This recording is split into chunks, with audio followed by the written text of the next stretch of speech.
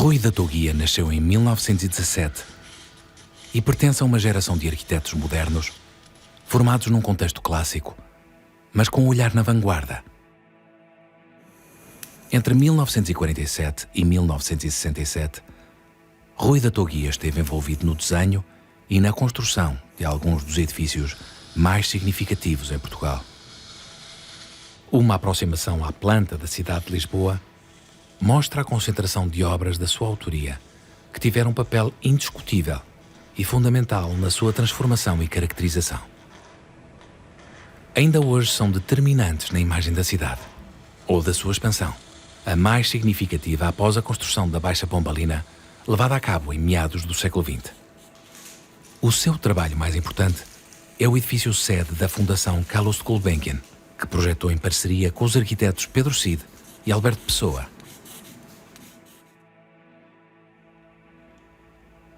Rui da Toguia era meu avô.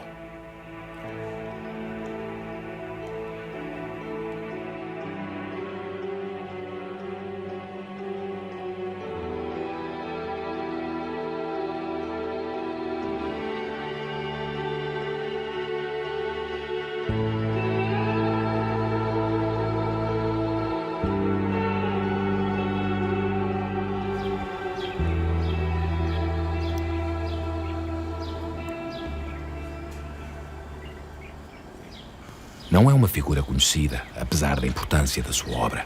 Durante todo o meu curso de arquitetura, nunca ouvi falar do nome dele.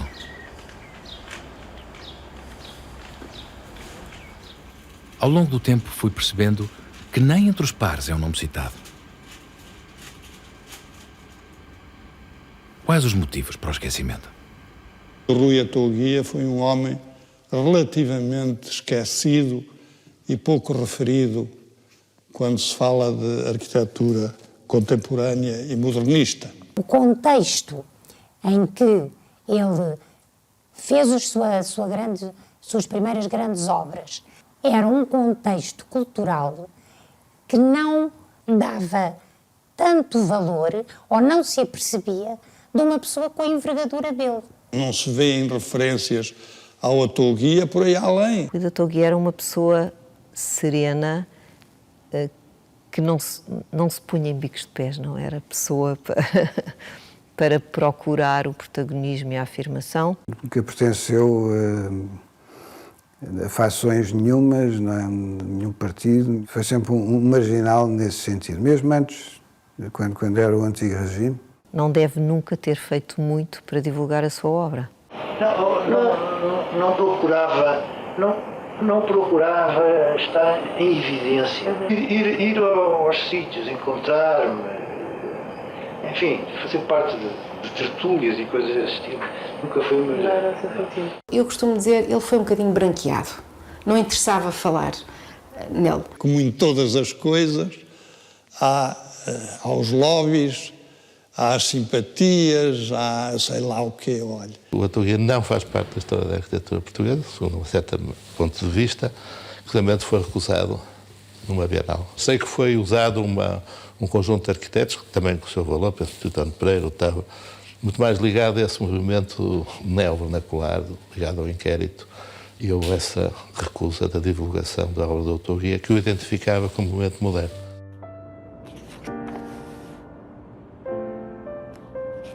Estávamos nos finais dos anos 90 quando conheci a arquiteta Graça Correia.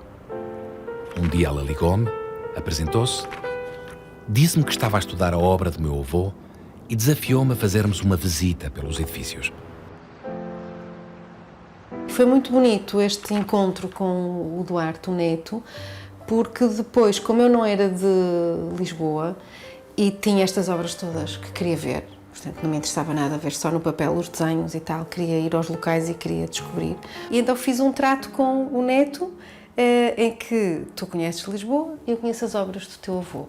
Como, quando ele estudou, não se falava no avô, ele não tinha aquela percepção da importância que ele tinha para a história da arquitetura portuguesa.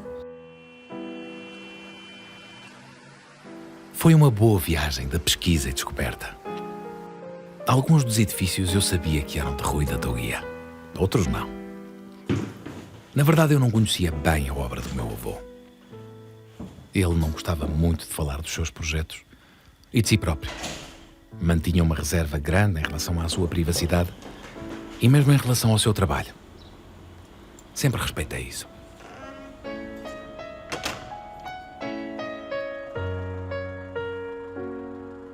A nossa relação passava por outro tipo de conversas. Por almoços, por partilhas entre avô e neto, para além da sua biografia e do seu percurso. Não sei se fui para a arquitetura por sua causa, mas sei que não fui para a arquitetura por ser neto de um arquiteto com a dimensão que mais tarde vim a saber que ele tinha. E o Rui Atoguia é claramente um arquiteto excepcional. Ele é um form giver. Depois de se formar, vai fazer aquilo que eu chamo uma síntese, se quiser, com o melhor da arquitetura do movimento moderno. Sem linhas programáticas muito rígidas, portanto, ele não vai seguir um arquiteto ou outro, ele vai fazer a sua própria síntese. A luz, não fazer cantos escuros e manter, como digo, a flutuação de luz sempre em baixo e em cima. É a maneira de fazer, digamos, voar o espaço e de não fechar o espaço. Ele é um mestre na criação de espaço, e espaço é luz.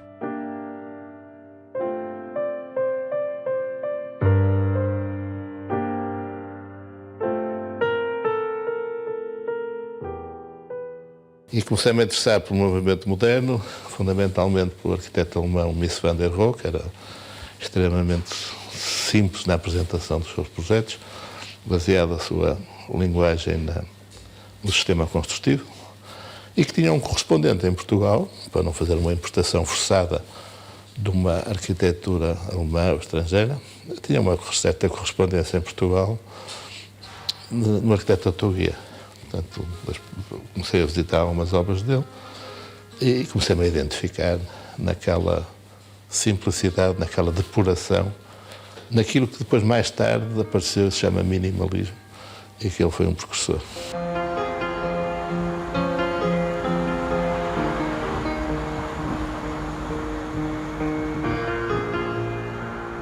Às vezes, eu e a Graça parecíamos detetives durante a viagem. Tínhamos acabado de visitar a casa de Maria Amélia Burnet, a Graça viu a Torre do Infante e disse que era do meu avô, só podia ter sido desenhada por ele. Eu desconfiei.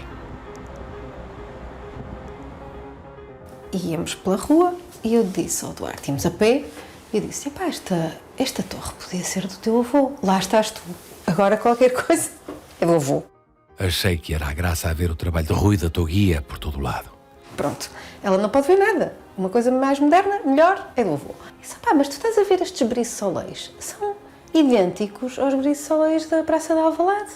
Isto é muito parecido, é o mesmo detalhe, olha que eu acho que ele se calhar usou este detalhe. Lá telefona ele à mãe. Mas a Graça tinha razão. Mãe, estou aqui com a Graça, como sempre, a inventar obras do avô. Então diz, esta torre não sei o quê. Ah, mãe, claro que sim. Então não foi o avô que fez a Torre do Infante. Viemos a saber que a Torre do Infante é mesmo um dos projetos mais significativos do meu avô. Iniciado em 1960 e finalizado em 1965. Mais tarde li a memória descritiva desse projeto. A arquitetura é simples e direta de expressão. Os materiais são empregues, sem artifícios. As estruturas de betão armado, fortemente marcadas, não serão revestidas nos seus elementos essenciais. As caixilharias serão metálicas, contrastando na sua leveza com a robustez do conjunto. Passadas 2 décadas, a propósito dos 100 anos do nascimento do meu avô, voltámos a percorrer o roteiro Rui Atoguia. Durante alguns momentos, o tempo esteve sombrio, nebuloso e chuvoso. Penso que isso valorizou a viagem e deu ainda mais força às obras do meu avô, luminosas e amenas, preparadas para a variação de humores da meteorologia. Voltámos aos edifícios. Voltámos a olhar para eles, para o seu desenho essencial, para os seus pormenores exteriores e interiores. Voltámos a percorrer os corredores, a entrar nas divisões, a espreitar as janelas, a perceber a luz. Cada vez que aqui venho me impressiona mais isto. Imagina o que é trabalhar ali com esta calma, ainda por cima agora o espelho de água a funcionar de novo. É lindo. É impressionante. E o, Atravessar aqui. e o arrojo Entrar em ponte. É isso? deste edifício, aqui parece que te marca a entrada, não é? Esta pala. Sim. E olhas para ali, aquele corpo enorme, e está a levitar. Consegues ver a paisagem e o terreno a passar por baixo. fabuloso. E ele está praticamente pendurado, não é? Atravessa aqueles septos verticais. E uma pessoa inadvertidamente não dá conta, mas isto é uma coisa impressionante. E esta pala criar este átrio de entrada. O acolhimento, não é? Que ela dá aqui às pessoas. Era muito curioso ver aqui aquela citação muito literal das cores nas janelas. Lembras-te que há 17 anos estava aqui e que ele não achava piada nenhuma porque era demasiado literal a citação a Corbusier e ele preferia fazê-la espacialmente, quando ele dizia que uma escada separa dois pisos e uma rampa une. E de facto estas salas de aulas eram extraordinárias. E indo buscar depois, também nesta perspectiva muito neoplástica e o jogo entre os elementos da estrutura, não é? Que são sempre em betão, claramente em betão, e que no próprio corredor estão sempre marcados, como já acontecia na escola do bairro São Miguel, não é? Que é praticamente isto é quase uma estilização do corredor de lá. Mesmo com estes stores todos fechados, nós temos luz natural e mesmo se fecharmos, não é? Esta porta, continuamos a poder perceber que isto serve para iluminar e dar uma luz também muito tranquila, não é? Uma luz muito mais segura. A mesma questão estrutural, não é? De uma limpeza absoluta, os dois pilares, o balanço e esta nave no fundo que é uma ponta aqui em cima dos pilares, por aqui fora, e que apesar de ser, no fundo, a maior massa do edifício, o maior corpo, este das aulas, permite a transparência para ver as árvores, a envolvente, a vegetação, a luz, não é? A ventilação transversal aqui deste espaço. Estou a imaginar aqui a canalha a brincar e a chover ali, mas eles a brincarem aqui protegidos. E todo este sistema estrutural, este sistema construtivo claríssimo, depois aparece no alçado, com a grelha da estrutura, com a mesma ideia dos princípios clássicos da arquitetura, a base, o fusto, o capitel, em que ele marca esta sombra em baixo e depois trabalha as palas e os parapeitos e toda esta modulação de uma forma muito clara e sempre com aqueles desenhos que permitiam estudar a luz. Incrível. Depois tem uma intensidade plástica enorme.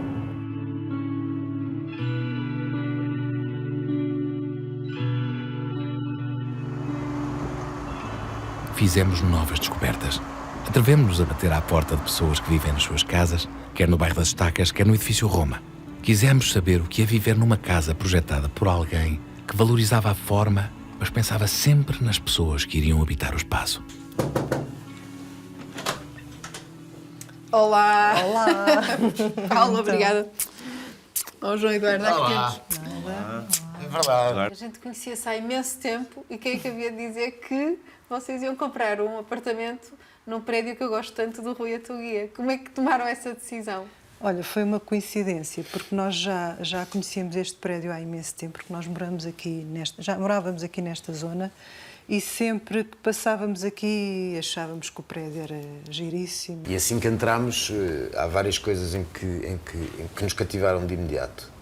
Uma foi, obviamente, toda esta exposição ao exterior e toda esta fachada em vidro, do chão ao teto, que só tem aqui esta coluna. A varanda, que é uma varanda que é quase um terraço. E é uma varanda que nós aproveitamos imenso no verão, mas imenso mesmo. Sim. Mesmo com amigos e tudo. Abrimos estas portas e fica uma comunicação. Não há... A sala prolonga para a varanda. Há um prolongamento. No fundo, a sala prolonga para a varanda e estamos ali e é super agradável no verão. Nós vamos descobrindo coisas e depois é que nos fala, então foi por isso que isto foi feito assim. E que são pormenores incríveis, de facto. Foram detalhes que revelam um conhecimento e uma visão do modo como se pode aproveitar a luz. Qual é o maior prazer que temos nos locais, nas zonas da casa onde estamos para aproveitar a luz. Acho que é fantástico. Eu vou só aqui explicar. Esta lareira, tudo isto, ao fim de 1 hora da lareira estar acesa, isto aquece. Fica mesmo quente. A gente põe aqui a mão e isto fica mesmo quente. E como é uma área muito grande, isto é que depois aquece. Exatamente.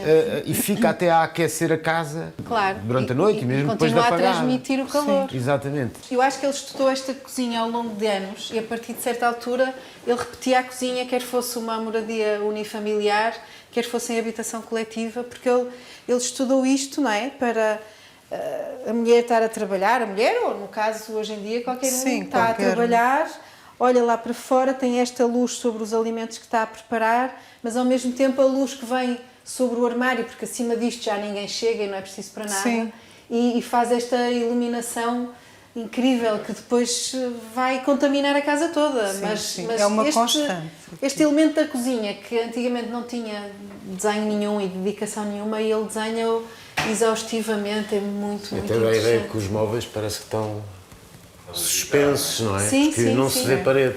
Se nós olharmos para aí, não se vê parede, vê-se os móveis e vê-se o vidro.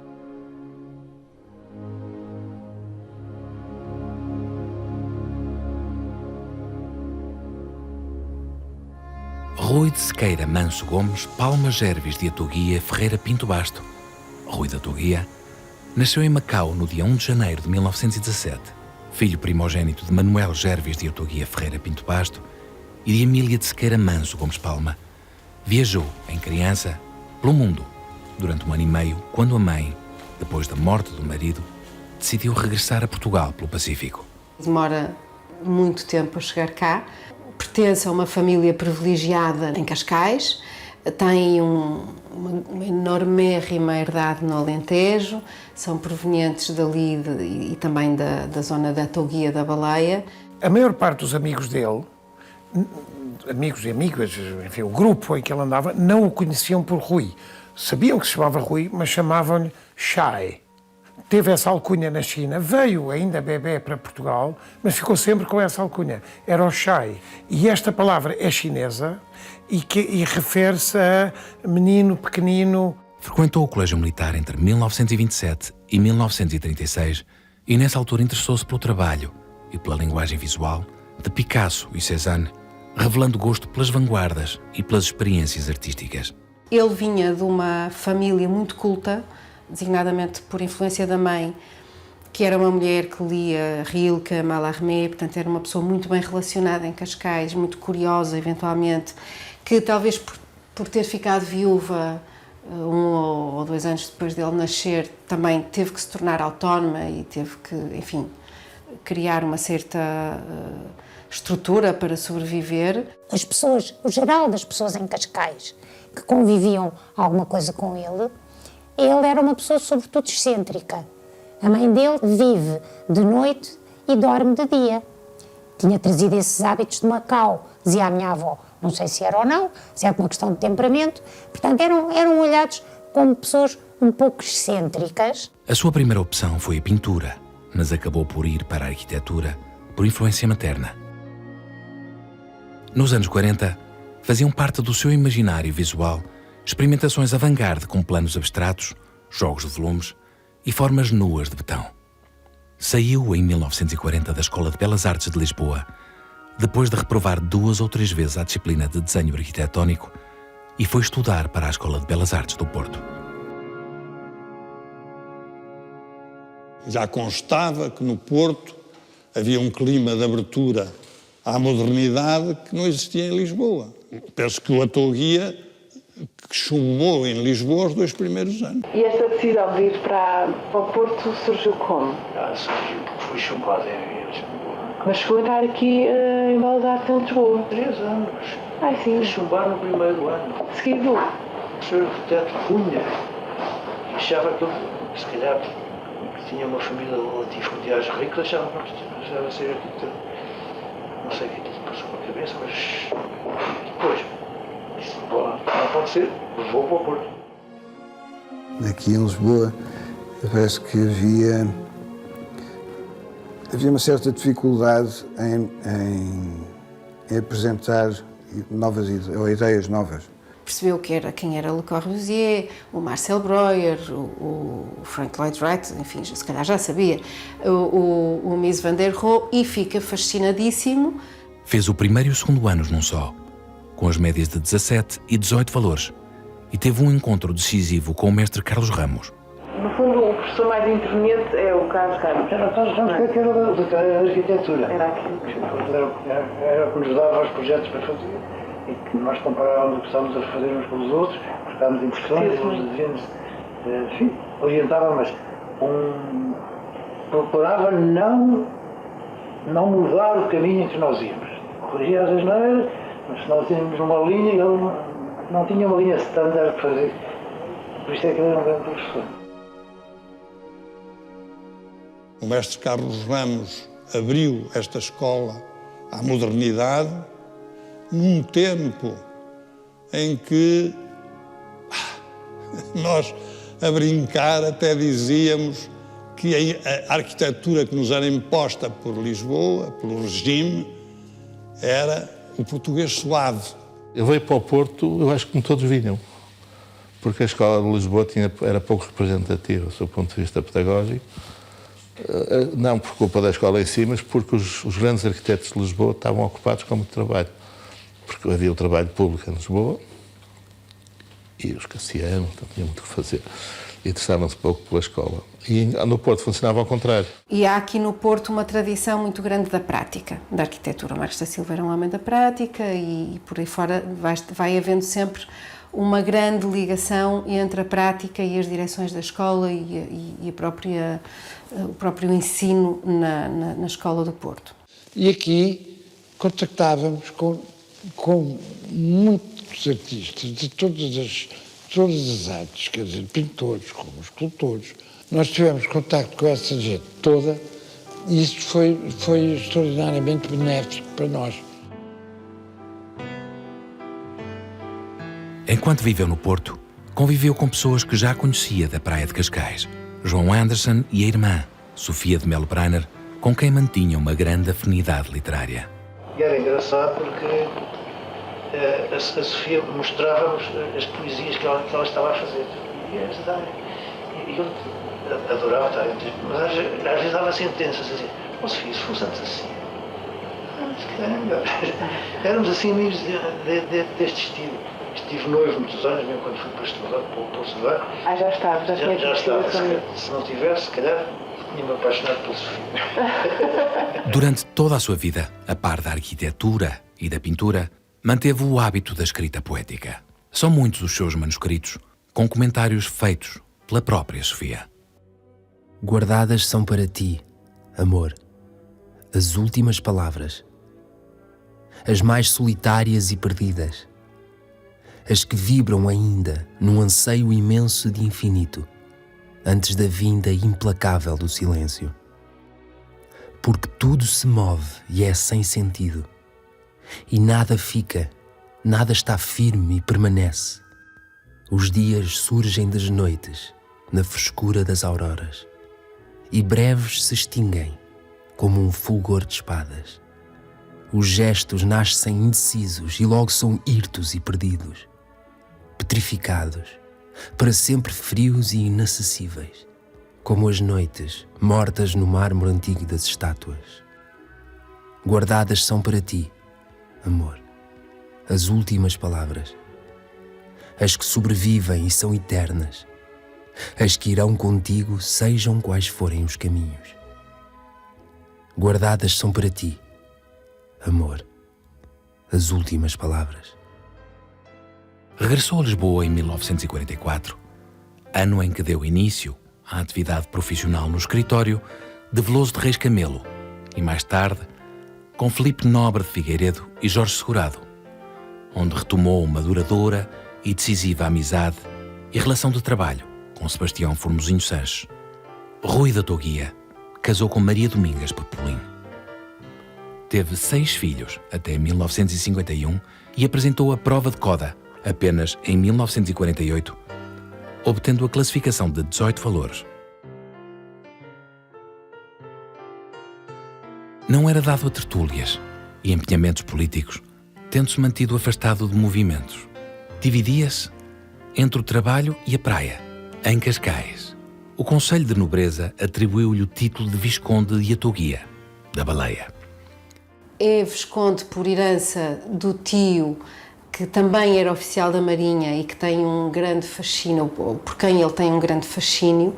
Há desenhos lindíssimos que ele faz de memória, inspirados nas histórias que o tio contava das suas viagens.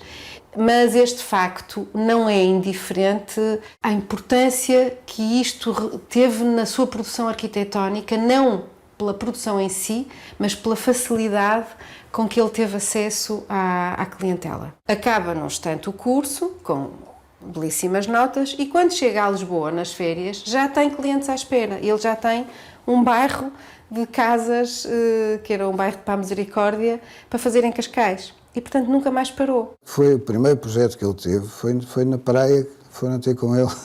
Não sei o que era, se era um andar recuado na Rua do Trombeta, em Lisboa. Foi o primeiro projeto dele, do Bairro Alto. E às vezes íamos a almoçar e passávamos por ali, e ele, sempre que íamos com mais alguém, ele dizia.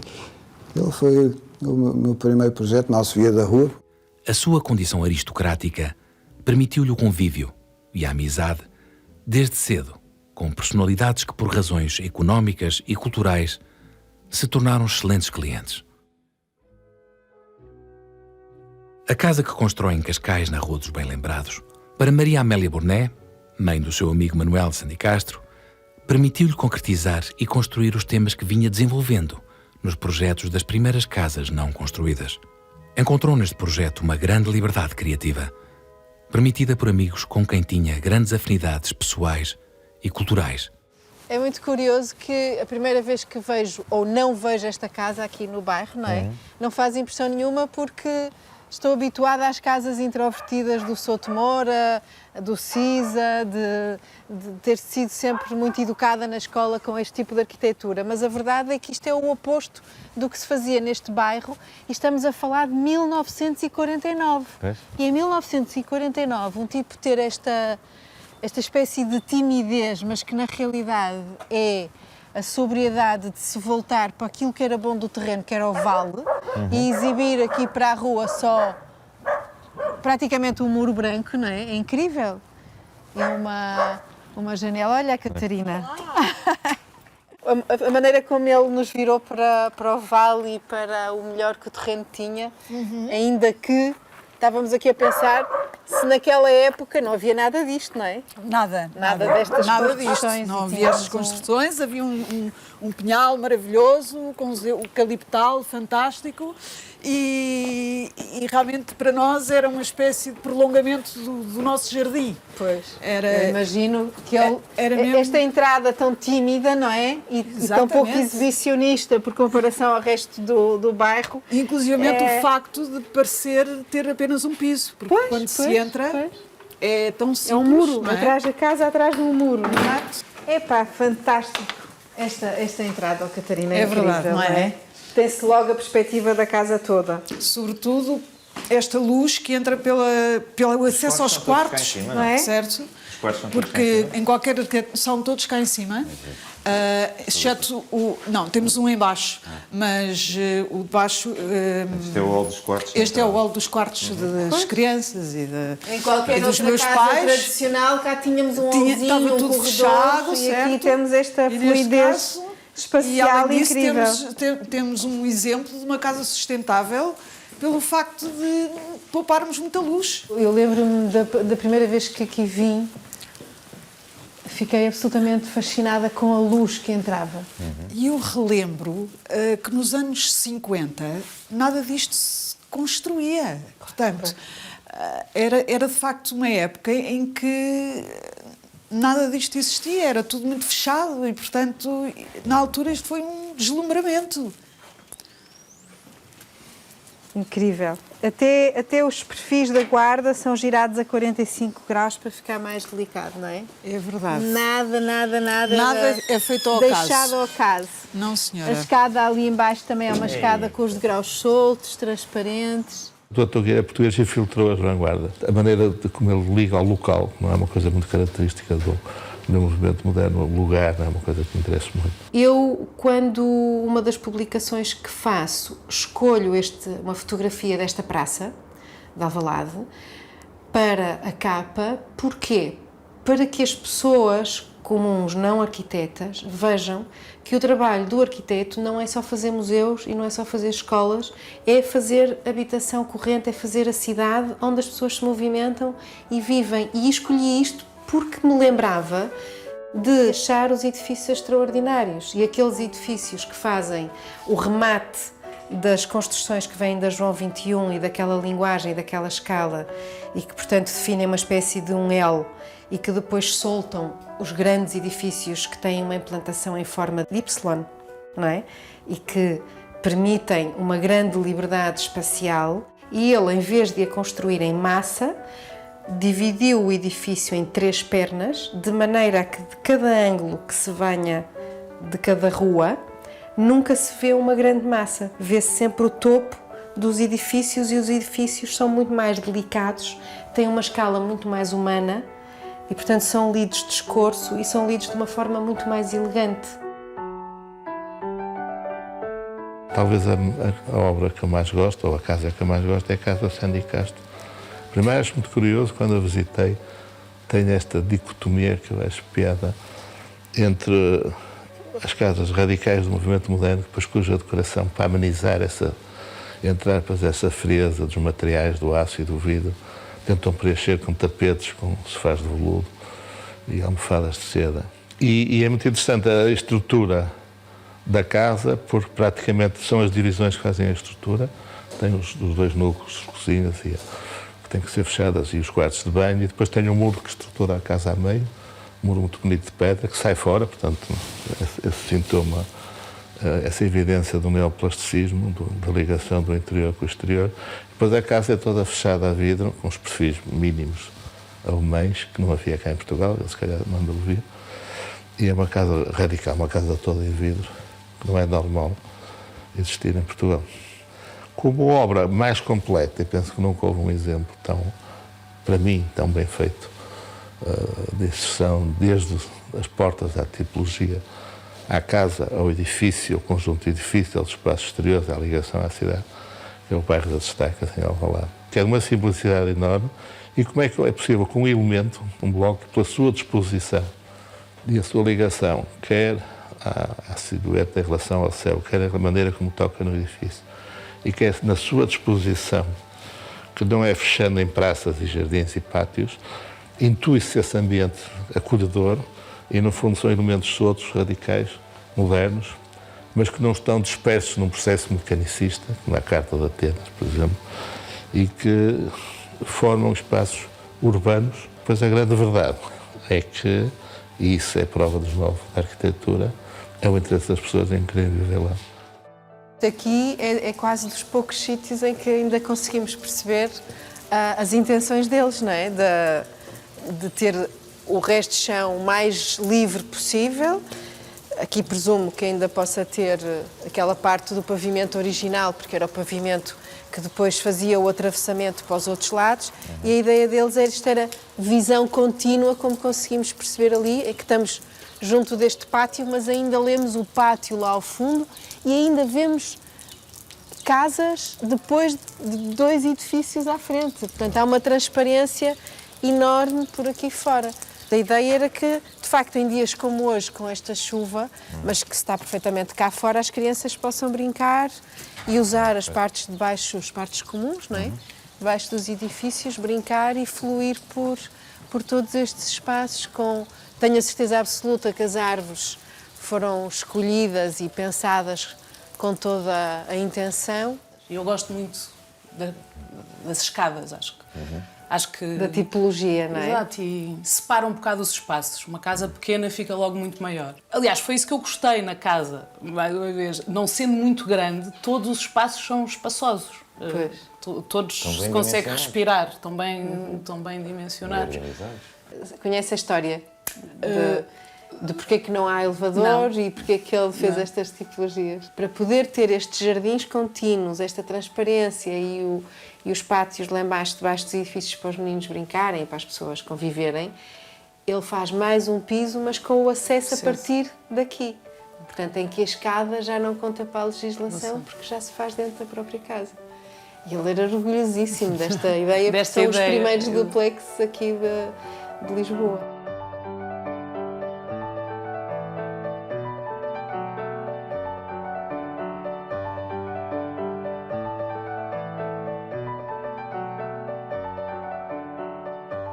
Houve mais detetives além de nós a descobrir a obra do meu avô. E não foi só a Joana a ter comprado, sem saber, uma casa projetada por Rui da Toguia.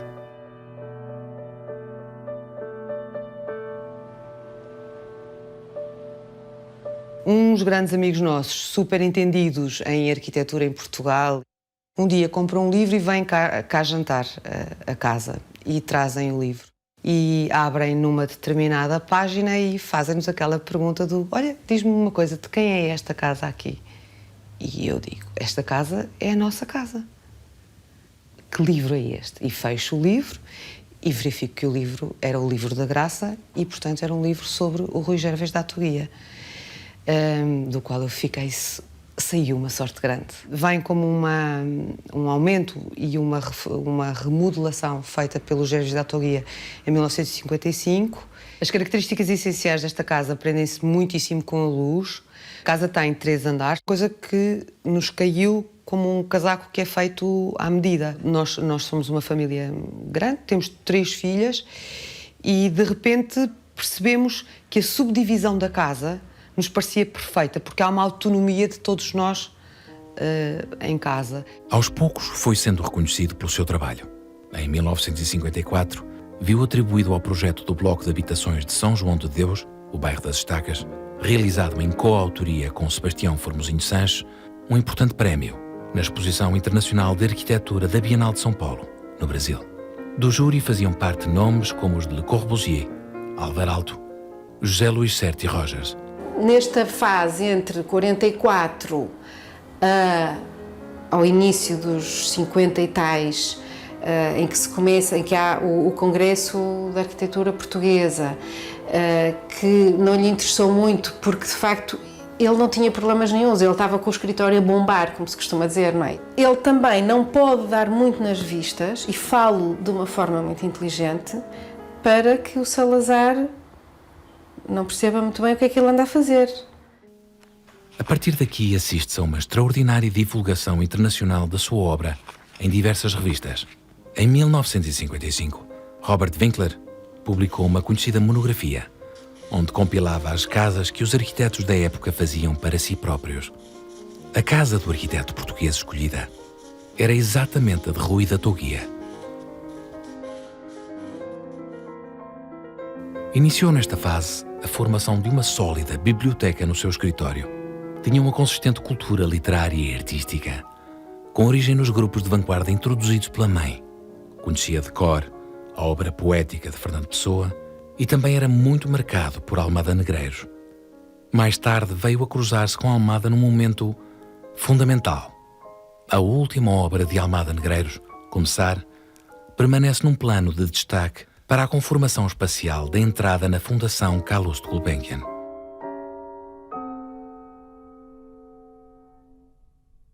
Eu e a Graça aproximámo-nos do edifício sede da Fundação Calouste Gulbenkian, um projeto de equipa. 3 arquitetos, entre eles o meu avô, uniram talentos numa expressão arquitetónica de grande simplicidade e depuração. Não nos conhecíamos antes, mas a maneira de trabalhar, de encarar, a maneira de projetar era muito parecida. Procurávamos todos uma certa verdade, uma certa relação entre a maneira de construir e a expressão final. De maneira que isso, começámos a entender-nos com uma grande facilidade, porque apesar disso, todas as dificuldades que houve na elaboração do projeto, tudo era resolvido com uma grande amizade e uma grande camaradagem. Que trazia uma ideia, quando que não agradasse ao outro, dizia, não fazíamos a mais pequena cerimónia. Não, punha-se o papel e porquê é que não é assim? Às vezes trazíamos de casa ideias pensadas durante a noite, a sonhar com aquilo. O edifício da Fundação, da sede e do Museu da Fundação Gulbenkian é, digamos, a obra de glória desta trilogia de autores. E é de glória porque não só o projeto e as ideias são absolutamente contemporâneas e, se quisermos, radicais, como a concretização, se quiser, a passagem à obra, foi de facto feita com uma enorme qualidade. Desde sempre, desde miúda até não arquiteta, sempre que vou a qualquer lado no estrangeiro, as pessoas, a referência da arquitetura em Portugal é a Fundação Carlos Gulbenkian.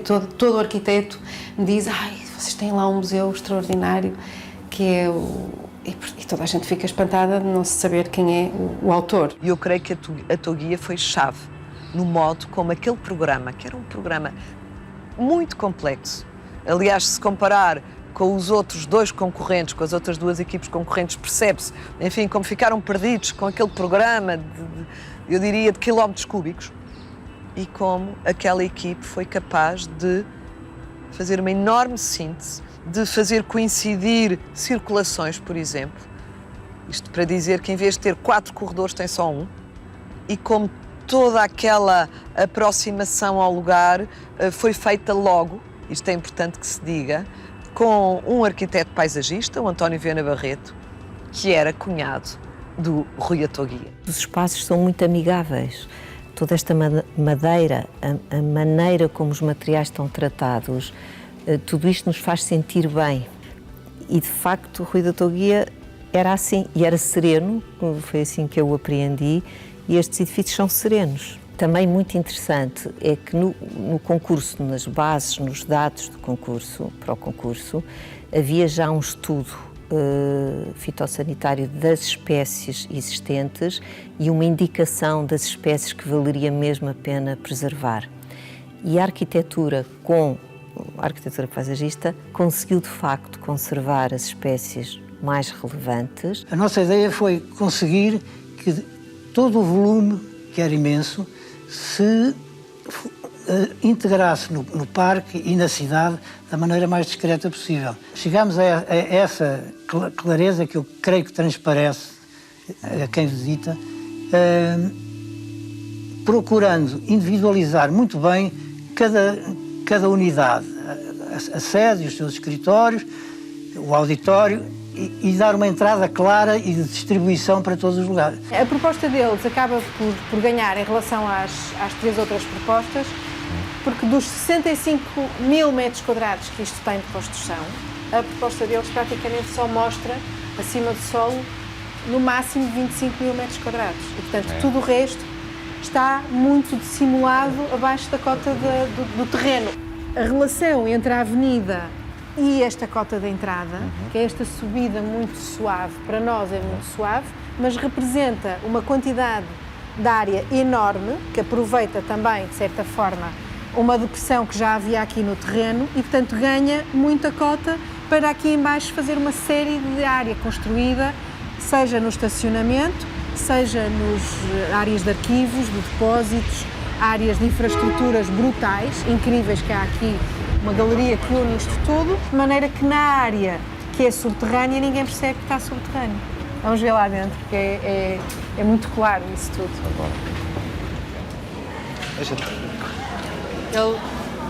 Ele no fundo põe aqui o painel Começar, não é, do Almada Negreiros, exatamente como faz no Liceu, com o painel que entretanto foi coberto pela censura. E vemos já muito rapidamente aquilo que estava a falar lá fora, não é? Esta transparência com o jardim exterior, sendo que o jardim exterior também é um jardim projetado. Aquele jardim que estávamos a ver no hall de entrada não é mais do que a cobertura deste espaço aqui. Todas as outras salas que vão estar à volta, quer deste pátio inglês, quer depois vão dar ali para os jardins, nas traseiras daquelas salas, nunca se tem a sensação que estamos em cave.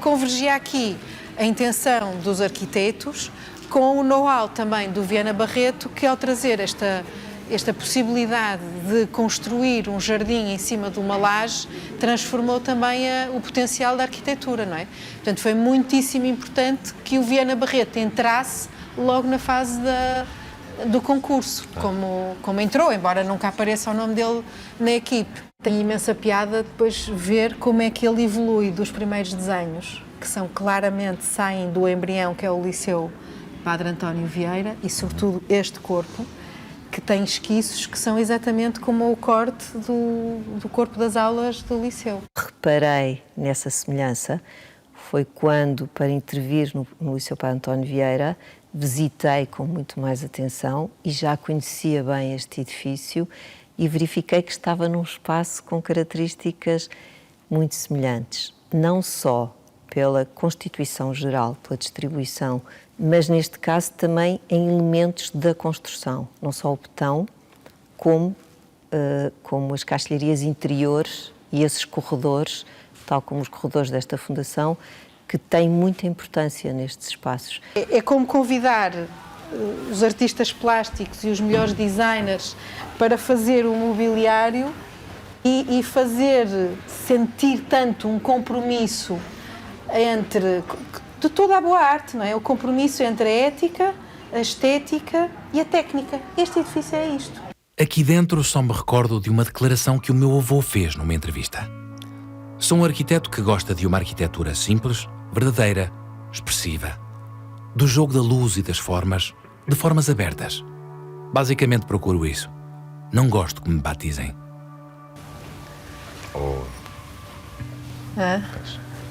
Não é coisa pouca estar no piso menos um e tal, porque nós já entramos há imenso tempo, já descemos imenso e continuamos com esta relação inacreditável. Verde, jardim, natureza, luz natural, jardim. Natural. É muito, muito bem feito isto. É de facto uma obra única. E continuamos a ter esta perspectiva e esta calma. Pode-se estar aqui na maior das aborrecidas reuniões e deve ser um prazer trabalhar num espaço destes. Quer pelo próprio, quer dizer, a forma como a estrutura, repara, este betão entra no teto, amaciado com a madeira e tudo isto desenhado com estes caixilhos.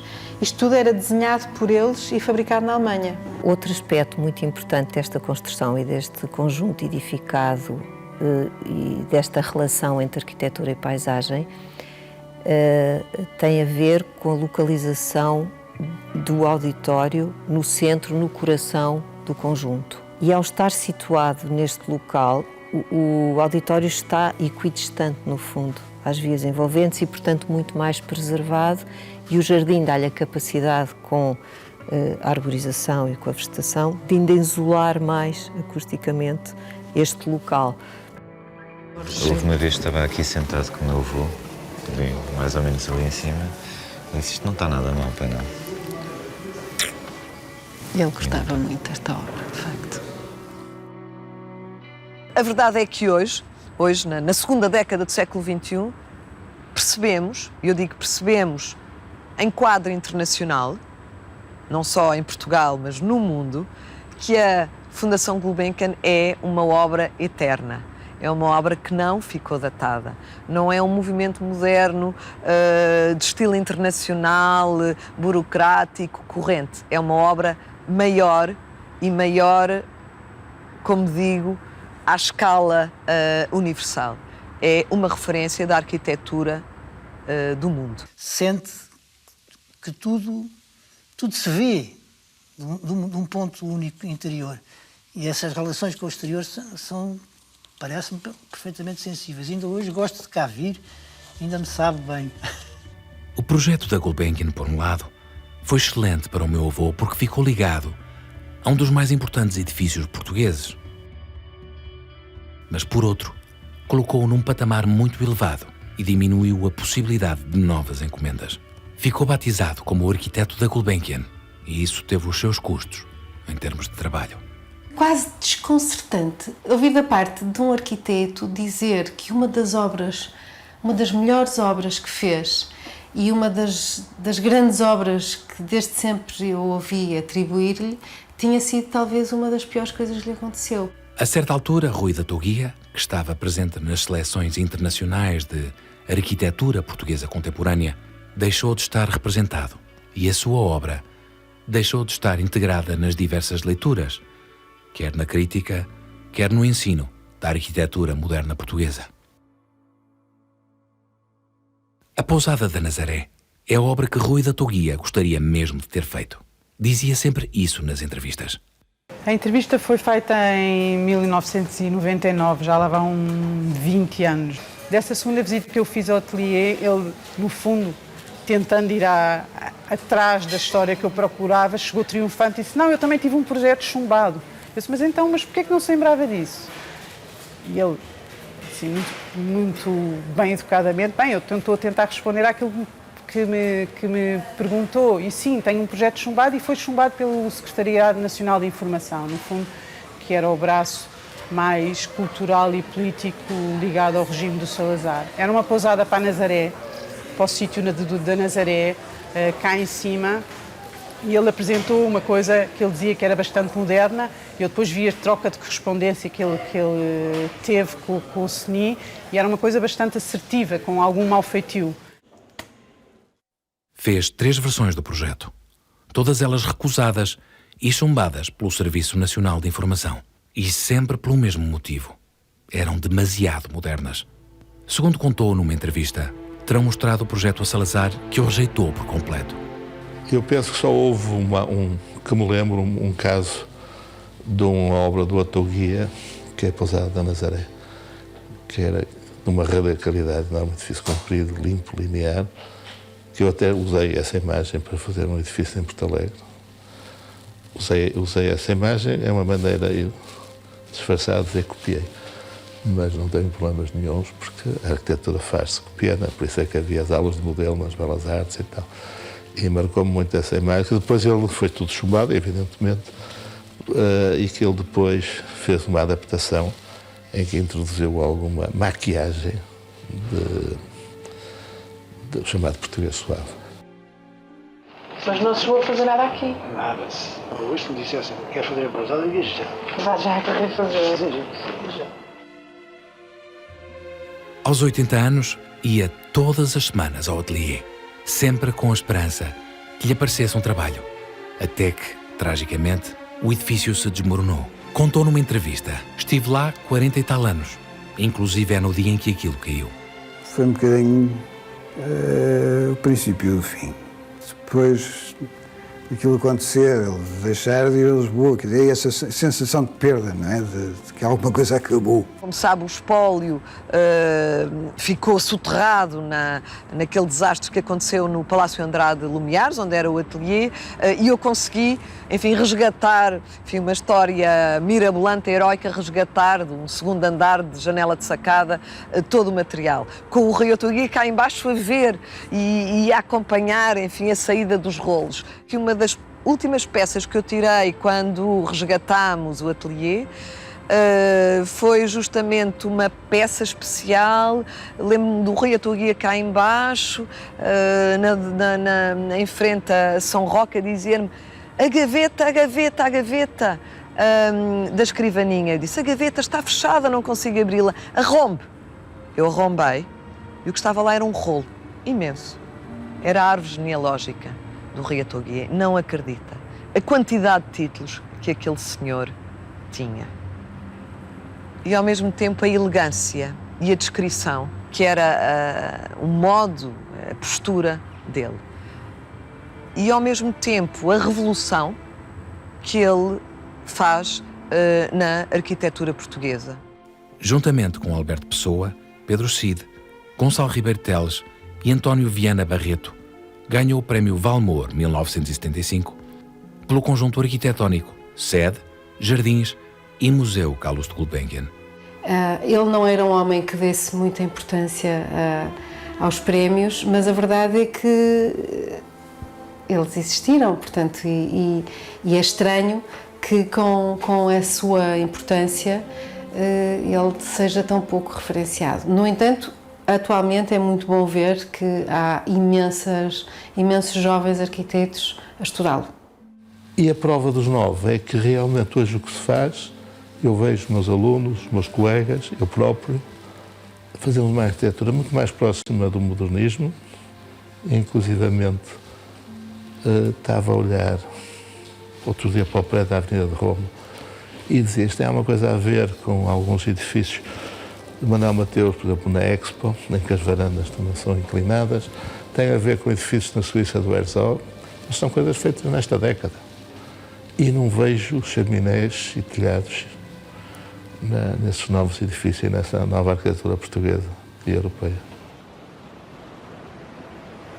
No fim desta viagem de homenagem a Rui da Toguia, numa altura em que se cumprem 100 anos do seu nascimento, fico com a consciência plena de que ainda tenho muito para aprender sobre a obra do meu avô.